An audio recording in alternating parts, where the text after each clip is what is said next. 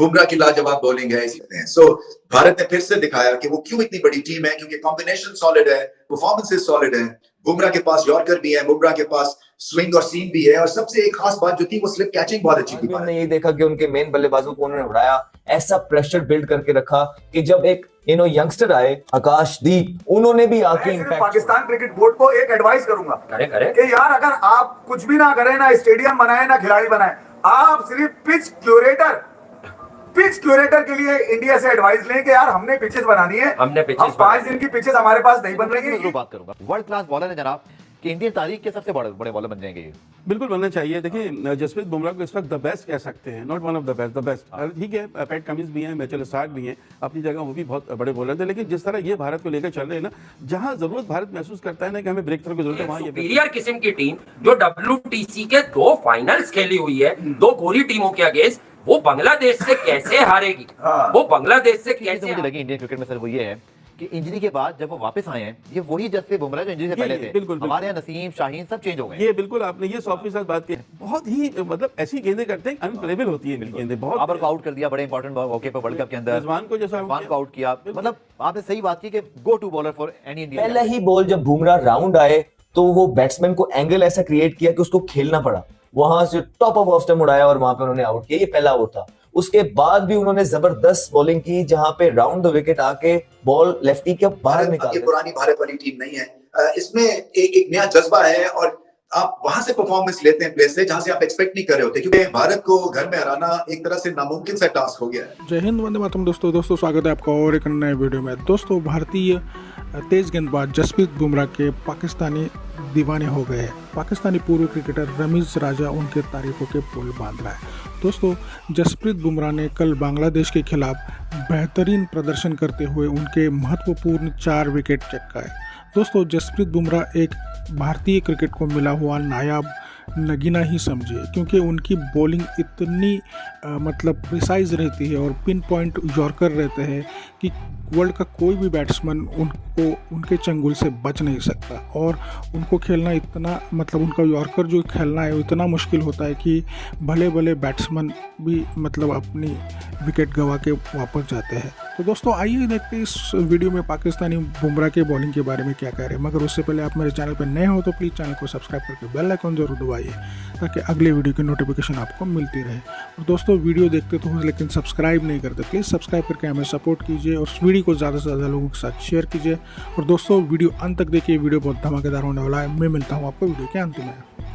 कि ये जो वर्ल्ड क्लास बॉलिंग होती है ये शोर नहीं मचाती, ये करके दिखाती है। 149 की टीम साबित हुई बांग्लादेश, वो बांग्लादेश जो रावलपिंडी क्रिकेट स्टेडियम में जिसका एक सबसे बुजुर्गवार किस्म का प्लेयर मुशफिकुर रहीम 191 अकेले बना रहा था।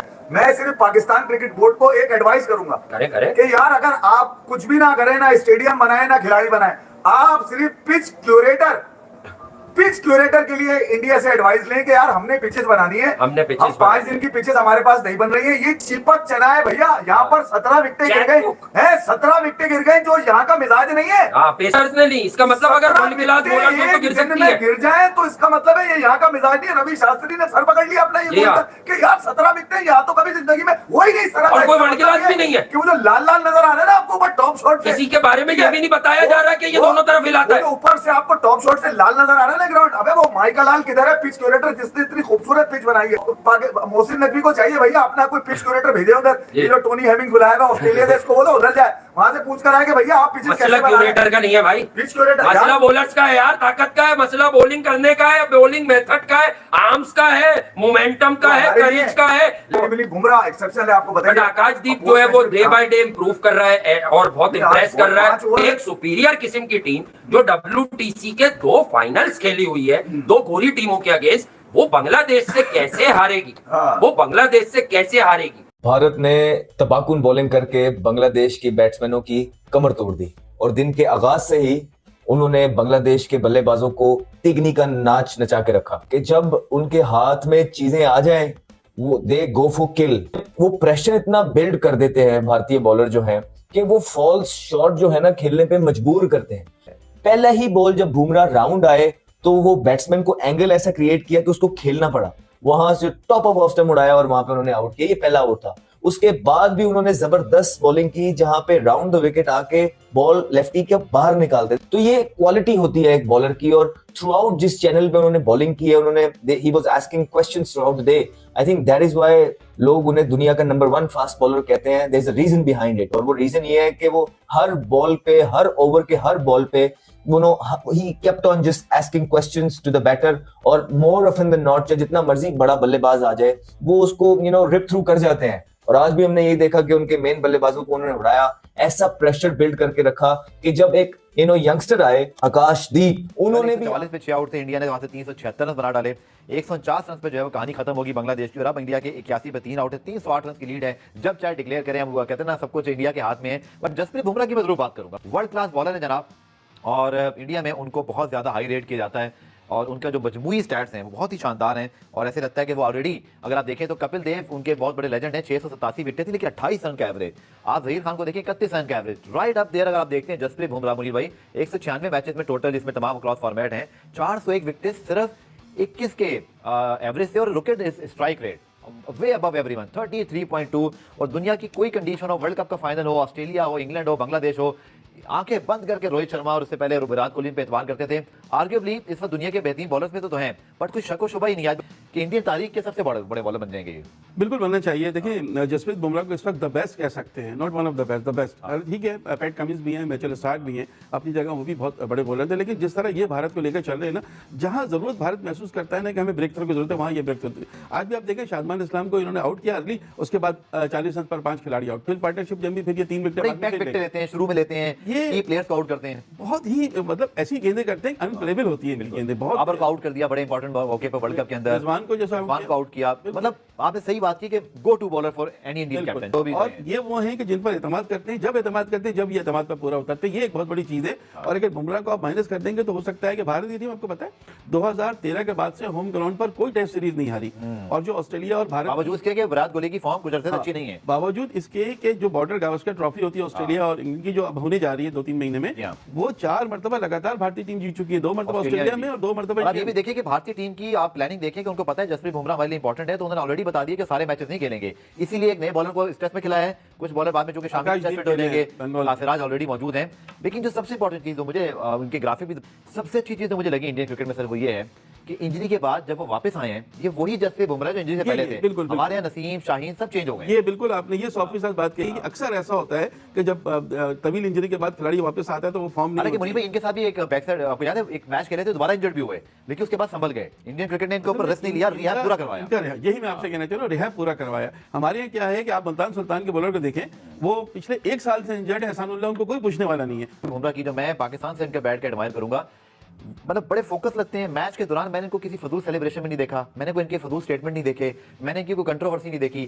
थॉरो प्रोफेशनल, थॉरो जेंटलमैन, और एक रोल मॉडल है इंडियन क्रिकेट के लिए। नो डाउट, अपने काम से काम रखने वाले, जिसे हम कहते हैं कि अपनी चीजों पर पूरी तवज्जो देते हैं और दूसरी चीजों पर नहीं पड़ते, यही एक इनकी कामयाबी की मिसाल भी है। और बहुत से लोगों के लिए ये आइडियल होंगे जिस तरह की इनकी परफॉर्मेंस है, जिस तरह। अच्छा आप देखिए, बहुत बड़ा रनअप नहीं है इनका, रनअप भी शॉर्ट है, लेकिन इतनी लिथल इनकी गेंदें होती हैं कि वो बिल्कुल दूसरे के लिए खेलना मुमकिन नहीं रहती। तो बहुत बड़े बॉलर हैं, और मेरे ख्याल है जो इतनी कामयाबी मिल रही है भारत को, उसमें जहां उनके बैट्समैनों का अमल दखल है, वहां जसप्रीत बुमराह की अकेले बॉलिंग भी इसमें बड़ा कंट्रीब्यूशन। बांग्लादेश में फर्क आपको वाज़ह नजर आ रहा होगा, 149 पे ऑल आउट हो गए बांग्लादेश के बल्लेबाज, पूरी टीम, जबकि भारत ने 376 कर दिया। हालांकि भारत ऐसा लग रहा था एक वक्त पे कि 149 में बाजी लुढ़क जाएगी, मगर ऑलमोस्ट 200 रन की पार्टनरशिप लगी अश्विन और जडेजा की दरमियान, उससे पता चलता है कि भारत अब ये पुरानी भारत वाली टीम नहीं है। इसमें एक नया जज्बा है, और आप वहां से परफॉर्मेंस लेते हैं प्लेस से जहां से आप एक्सपेक्ट नहीं कर रहे होते, क्योंकि भारत को घर में हराना एक तरह से नामुमकिन सा टास्क हो गया है। और जहां भी हल्के फुल्के चोट लगते हैं भारत को, उसके बाद ये टीम संभलती है और सीखती है और जल्दी से ट्रैक पे आ जाते हैं। आई थिंक जो सब कॉन्टिनेंट में सारी टीम्स को सीखना है भारत से खास तौर पे, वो यही है कि आपका अगर एक बुरा सेशन होता है तो that doesn't mean the end of the life. उसके बाद आप दोबारा से अपने आप को खड़ा कर सकते हैं और ट्रैक पे दोबारा आ सकते हैं। बुमराह की लाजवाब बॉलिंग है, इसी तरह से सिराज जो है, उनके पास पेस है, आकाशदीप जो है अभी नए खिलाड़ी हैं मगर टाइमली ब्लोज उन्होंने की, और एक ओवरऑल कॉम्बिनेशन है। जडेजा ने 2 आके बहुत ही मास्टर स्ट्रोक खेले, बट यही बात है कि कभी अप कभी डाउन, और ये ऐसी टीम्स जो हैं इंक्लूडिंग पाकिस्तान में समझता हूँ टेस्ट क्रिकेट में कुछ यही हालात हैं। सो अब मैच बचाना है बांग्लादेश ने, और ये कभी भी आसान फीलिंग नहीं होती है। सो भारत ने फिर से दिखाया कि वो क्यों इतनी बड़ी टीम है, क्योंकि कॉम्बिनेशन सॉलिड है, परफॉर्मेंसेस सॉलिड है।